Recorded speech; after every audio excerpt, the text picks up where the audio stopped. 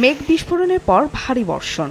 শনিবার মধ্যরাত থেকে ভোর পর্যন্ত টানা বৃষ্টি হয়েছে খাগড়াছড়ি সদর ও দীঘিনালা সহ বিভিন্ন এলাকায়। এতে চেঙ্গি নদীর পানি বেড়ে বিভিন্ন এলাকায় দেখা দেয় জলাবদ্ধতা। বাধ্য হয়ে অনেকেই ঘরবাড়ি ছেড়ে উঁচু স্থান ও সড়কে আশ্রয় নেন।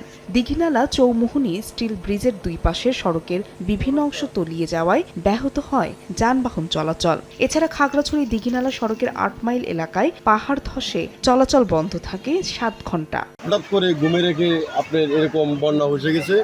যারা বসতি আছে সবাই এখানে আশ্রয় নিচ্ছে, খাওয়া দাওয়া বা থাকার মতো ঘরে তো কিছু আনতেই পারে না, বাচ্চা কাচ্চা এখানে উঠছে। বাচ্চা কাচ্চা লইয়া খানা তো নাই, পর্যন্ত কোনো খানা দানা নাই। যাদের বাড়ি করলে অনেক জায়গায় অনেকের সমস্যা আছে।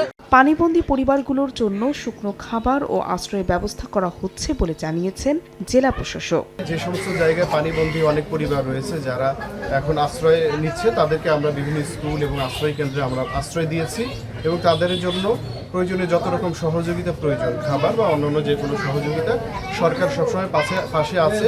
২৪ ঘন্টায় ১০৩ মিলিমিটার বৃষ্টিপাত রেকর্ড করা হয়েছে খাগড়াছড়িতে। সময় সংবাদ, খাগড়াছড়ি।